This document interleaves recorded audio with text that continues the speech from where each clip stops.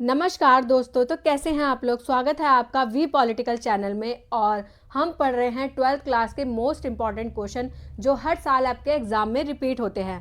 तो हम 6 और 4 मार्क्स के क्वेश्चंस को पहले कवर कर रहे हैं क्योंकि ये मोस्ट इंपॉर्टेंट है 12th क्लास के लिए। तो जो मैं आपको क्वेश्चन करा रही हूँ ना, ये आपके 6-4 मार्क्स में ज़रूर आएंगे और 2 मार्क्स में भी आ सकते हैं, बट 6 और 4 मार्क्स के तो पक्के हैं। तो आप मेरी 12th क्लास की पॉलिटिकल साइंस की प्लेलिस्ट में देख सकते हैं ये क्वेश्चंस के आंसर। तो आपको पता है कि 12th क्लास का पॉलिटिकल साइंस का एग्ज़ाम 22 मार्च 2025 को है। तो अगर आप मुझे ज़्यादा से ज़्यादा सपोर्ट करेंगे, मैं आपको पूरा सिलेबस कवर करा दूंगी मोस्ट इंपॉर्टेंट टॉपिक्स के साथ। मतलब आपके 25-30 क्वेश्चंस में मोस्ट रिपीटेड क्वेश्चन हो जाएंगे सारे के सारे। सो आप मेरी वीडियो को ज़्यादा से ज़्यादा प्यार दें ताकि मैं आपके लिए हार्डवर्क और ज़्यादा कर पाऊँ। वैसे मैं आपके लिए हार्डवर्क कर रही हूँ। तो स्टार्ट करते हैं अपना टॉपिक। सो हमारा क्वेश्चन है, भारत में पहले आम चुनाव करवाने के लिए उठाए गए विभिन्न कदमों की व्याख्या कीजिए और चुनाव कहाँ तक सफल रहे। ये बहुत ही इम्पॉर्टेंट है कि जब भारत में पहला आम चुनाव हुआ, पहली बार चुनाव को इंट्रोड्यूस कराया गया भारत में, तो इसमें कौन कौन सी दिक्कतें आई, क्या समस्याएं आई या क्या परेशानी आई, या उसके लिए क्या कदम उठाए गए, और चुनाव कहाँ तक सफल रहा, कहाँ तक लोगों ने इसमें भागीदारी करी, और चुनाव को कैसे सफल बनाया गया। ये सभी का आंसर यही है। अगर आपके क्वेश्चन में आए 1952 में जो चुनाव हुआ उसमें कौन कौन सी समस्याएं आई और कहाँ तक सफल रहा, तो भी आपको यही आंसर लिखना है। या 1952 में चुनाव को सफल कराने के लिए कौन से कदम उठाए गए, तो भी आपको यही आंसर लिखना है। और अगर आपको 1952 को चुनाव को बोला जाए कि मील का पत्थर कैसे साबित हुआ, तो भी आपको यही आंसर लिखना है। और अगर इसे बोला जाए लोकतंत्र के लिए सबसे बड़ा जो चुनाव कराया गया, तो भी आपको यही आंसर लिखना है। कुल मिलाकर अगर आपको चुनाव के बारे में पूछा जाए और आप अगर ये टॉपिक पूरा लिख देते हैं ना, तो आपके 6 मार्क्स पक्के हैं। क्योंकि 12th क्लास के बच्चों को क्वेश्चन ही नहीं समझ आता, जिसकी वजह से उनके आंसर छूट जाते हैं।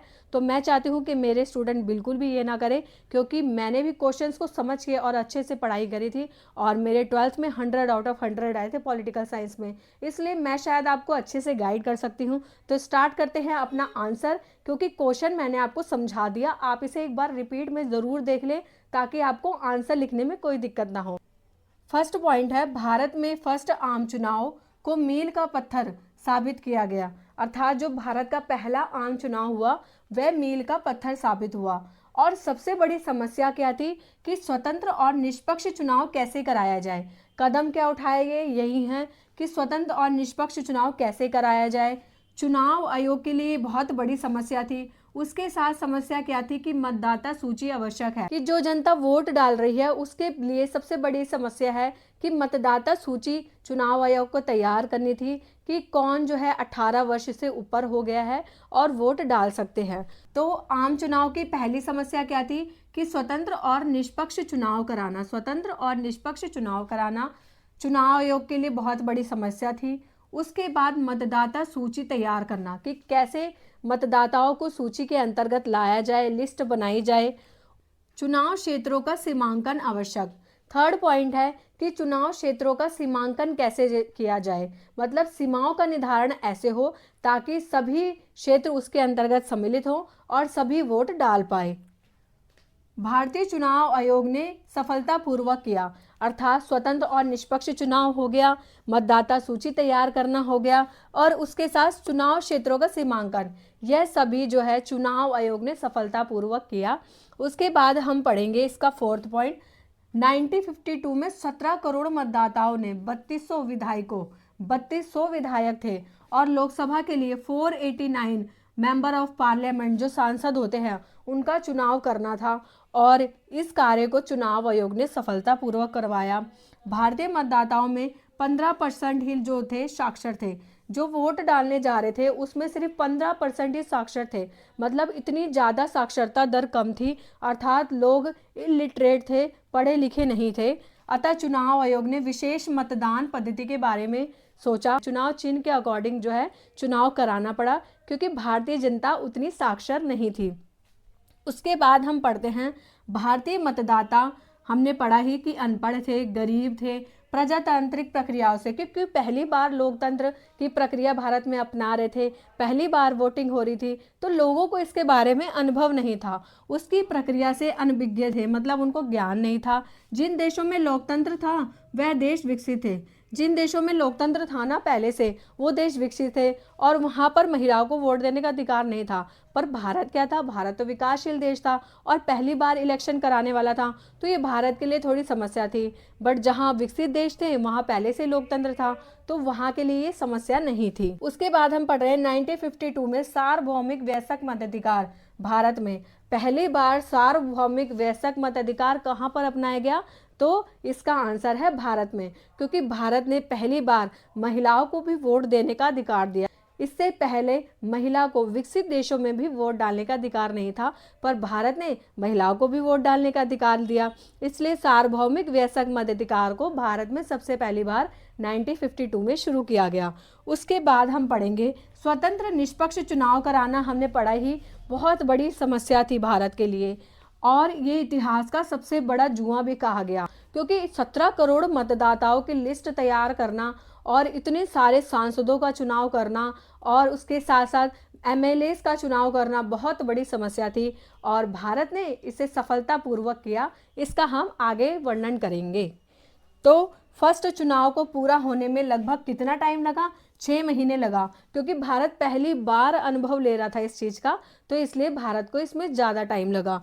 विपक्षी पार्टियों ने भी निष्पक्षता को स्वीकार करा, अर्थात जो पार्टियां विपक्ष में थी उन्होंने भी स्वीकार करा कि जो हमारा चुनाव हुआ है वो निष्पक्षता के साथ हुआ है। इसके बाद हिंदुस्तान टाइम ने लिखा, हर जगह यह बात स्वीकार की गई कि भारतीय जनता ने विश्व के इतिहास में लोकतंत्र के सबसे बड़े प्रयोग को सफलतापूर्वक पूरा किया, अर्थात विश्व ने भी माना कि भारत ने लोकतंत्र को सफलतापूर्वक पूरा किया है और बिना किसी पक्षपात के साथ, मतलब निष्पक्षता के साथ चुनाव जो है पूरा हुआ है। तो 1952 का जो चुनाव है ये लोकतंत्र के इतिहास के लिए मील का पत्थर साबित हुआ, अर्थात ये क्वेश्चन आपके लिए बहुत ही इंपॉर्टेंट है कि 1952 का चुनाव मील का पत्थर कैसे साबित हुआ। तो आप ये पूरा आंसर लिख सकते हैं जैसा कि मैंने आपको बता दिया है, या इसकी चुनाव में क्या क्या समस्या आई, चुनाव आयोग ने कैसे चुनाव कराया, कैसे ये सफल हुआ, लोकतंत्र के लिए क्या सफलताएं थी, इन सभी का आंसर एक ही है। इसलिए मैंने लॉन्ग क्वेश्चन लेके आपको क्लियर कराया है। सो आप ये क्वेश्चन का आंसर अच्छे से पढ़ लेना। आई होप कि आपको ये समझ आ गया हो, पर फिर भी मैं आपको एक बार दोबारा बता देती हूँ। सो हम पढ़ रहे हैं भारत में पहला आम चुनाव कराने के लिए कौन से कदम उठाए गए और चुनाव कहाँ तक सफल रहा। तो इसका आंसर है भारत में जो आम चुनाव है ये मील का पत्थर साबित हुआ और स्वतंत्रता और निष्पक्षता सबसे बड़ी समस्या थी।